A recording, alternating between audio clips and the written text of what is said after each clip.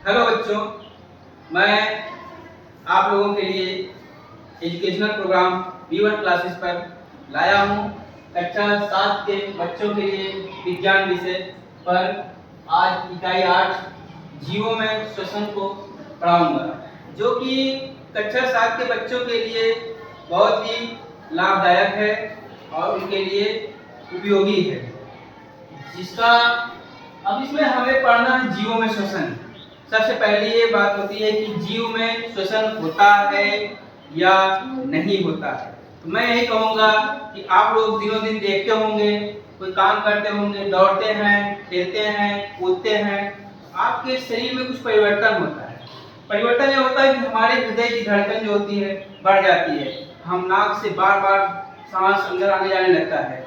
तो इस क्रिया में हम क्या करते हैं, शरीर वातावरण से वायु अंदर जाती रहती है और बाहर निकलती रहती है नाक से। तो जिसमें क्या है, हम और काम करते हैं, जैसे तेज चलते रहते हैं, खेलने लगते हैं, तो हम हाँफने लगते हैं, जिससे बार बार तेज हमारे सांस चलने लगती है। दरअसल सांस लेना एक प्रक्रिया है जिसमें वातावरण की वायु हमारे शरीर में प्रवेश करती है और बाहर निकलती है। जरा सोचिए, यदि यह प्रक्रिया कुछ देर के लिए रुक जाए तो क्या होगा? यह ऐसा होगा कि हमारी जैसे लगेगा दम घुटने लगेगा। कभी कभी हम कमरे में रहते हैं तो अपने नाक को ऐसे, अगर मुंह को ऐसे पूरे कपड़े से बांध लेते हैं तो हमारा सांस जो है, दम जो है घुटने लगता है, हमारी जो होती है घबराहट होने लगती है। ऐसा क्यों? क्योंकि हमारी श्वसन जो है रुक जाती है। तो अब जल्दी जल्दी, जैसे कमरे में हम हैं तो वहाँ सांस जैसे गैस नहीं है, वहाँ हमें उलझन होने लगती है, वहाँ से क्या करते हैं, बाहर निकलने लगते हैं। उस ऐसा इसलिए करते हैं ताकि हम बाहर आ जाएं और हमें अच्छे से वातावरण से हवा हमारे शरीर के अंदर वायु जाने लगे। अब इसको देखिए, क्योंकि हमारे शरीर को निरंतर किसकी आवश्यकता होती है? वायु की आवश्यकता होती है, जो सांस द्वारा ही शरीर में कैसे होती है, प्रवेश करती है।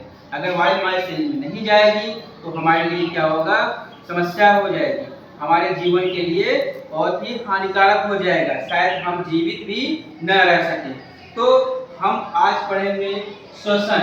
अच्छा, पहले हमें जानते हैं, कोई भी टॉपिक अगर हमें पढ़ना है, जैसे जीवों में श्वसन, तो पहले हमें जानना है श्वसन क्या है। श्वसन क्या है? तो मैं हेडिंग डाल दे रहा हूँ, श्वसन।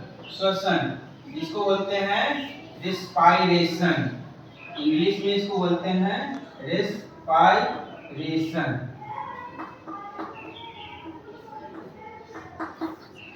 अधिकतर लोग सोचते हैं कि श्वसन क्या है। तो श्वसन क्या है? तो हम बोलते हैं वातावरण की ऑक्सीजन युक्त वायु को नाक से फेफड़ों तक पहुंचाने की क्रिया को श्वसन कहते हैं, यानी इसको अंतः श्वसन कहते हैं, क्योंकि यह शरीर के अंदर जाता है। तो लिखिए, वातावरण की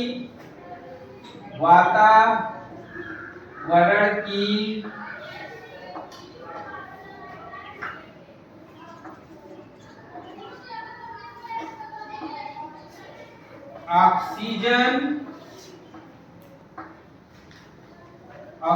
युक्त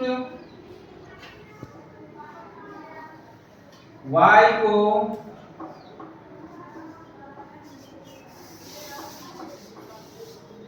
को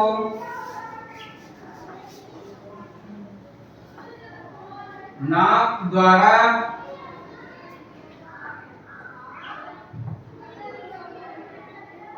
फेफड़ों, अब सोचिए कि ऑक्सीजन युक्त वायु को किसके द्वारा, नाक के द्वारा, कहां, फेफड़ों तक पहुंचाने की या ले जाने की क्रिया को श्वसन कहते हैं। देखिए, वातावरण की ऑक्सीजन युक्त वायु को नाक द्वारा फेफड़ों तक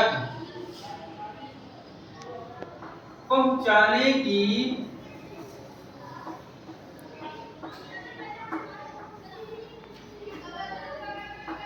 क्रिया,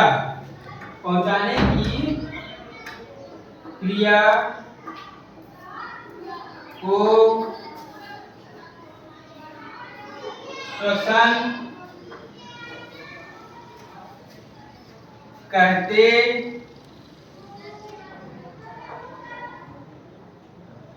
हैं। यह शोषण देखिए दो प्रकार से होता है, एक अंतर शोषण होता है, एक बाह्य शोषण होता है। इसमें जिसको हमने बताया वातावरण की ऑक्सीजन युक्त वायु को नाक द्वारा फेफड़ों तक पहुंचाने की क्रिया को शोषण कहते हैं, यानी इसको अंतर शोषण कहते हैं।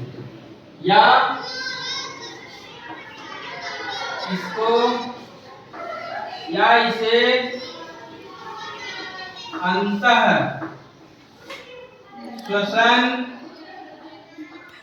कहते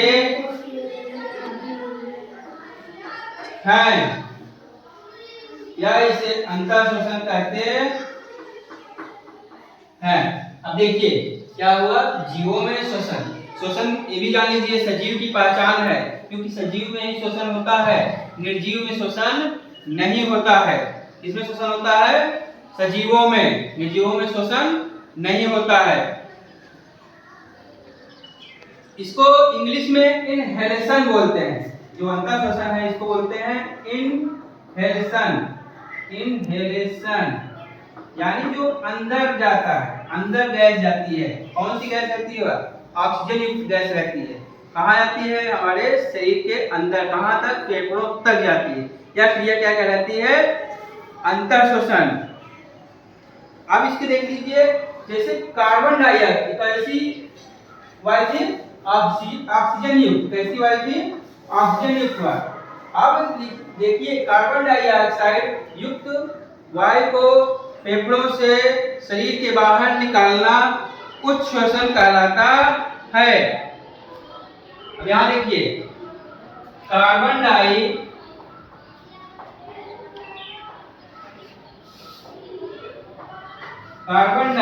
युक्त वायु को शरीर से कार्बन डाइऑक्साइड युक्त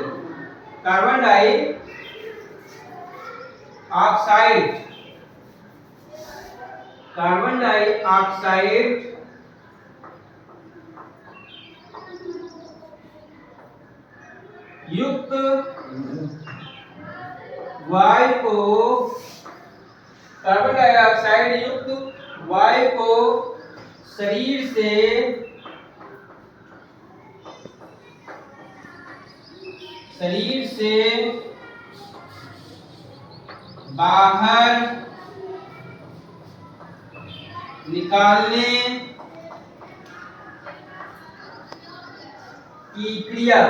बाहर निकालने की क्रिया,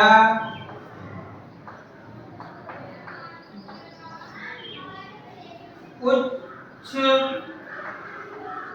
श्वसन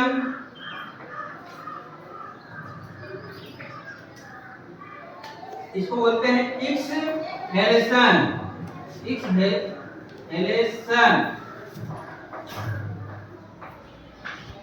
उच्च श्वसन कहलाती है।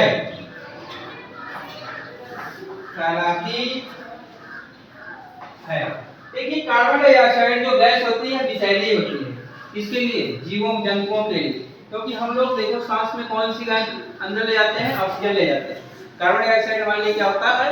हानिकारक होता है, इसलिए इसको निकालना शरीर से ज्यादा जरूरी होता है। लेकिन यही कार्बन डाइऑक्साइड जो होती है वायु होती है, इसके लिए फायदेमंद हो जाती है पेड़ पौधों के लिए, क्योंकि इसके उपयोग से वे सूर्य के प्रकाश की उपस्थिति में अपना भोजन बनाते हैं। तो आज के लिए हमने सिर्फ आप लोगों को श्वसन के बारे में बताया, जिसका कि हमारे लिए बहुत ही महत्वपूर्ण है और इसका हमें दैनिक जीवन में प्रतिदिन समझिए बिना श्वसन के हम जीवित नहीं रह सकते। तो अगर हमें जीवित रहना है तो हमें श्वसन हमारा अच्छा होना चाहिए और हमको अगल बगल का वातावरण भी साफ होना चाहिए, जिससे कि हमें स्वच्छ वायु मिल सके। और यह सबसे बड़ी बात है सजीव की पहचान। अगर आपसे कोई कहता है सजीव तथा निर्जीव में अंतर बताइए, तो उसमें हम इसको दिखा सकते हैं कि सजीवों में क्या होता है? श्वसन होता है, या निर्जीवों में नहीं होता है। और फिर देखिए अंतः श्वसन जो होता है इसमें ऑक्सीजन युक्त वायु जो होती है कहाँ जाती है, फेफड़ों से होते हुए क्या करती है हमारे ब्लड में चले जाता है, ब्लड हमारे शरीर के विभिन्न भागों में पहुंच जाता है। तो इस तरह हमारा जीवों में श्वसन क्या है, कैसे होता है, इसके बारे में आज बताया। अच्छा, अब अगली क्लास में मैं आपको श्वसन तंत्र जो होता है, मानव का श्वसन तंत्र कैसा है उसके बारे में बताऊंगा, उसमें कौन कौन से श्वसन क्रिया में अंग भाग लेते हैं उसके बारे में पूरे विस्तार से बताऊंगा। आज के लिए आप लोगों के लिए इतना ही था, इसको आप अपने नोटबुक में नोट कर लीजिएगा और भविष्य में फिर ऐसे क्लास को देखते रहिए और लाइक एंड सब्सक्राइब कीजिए। ओके।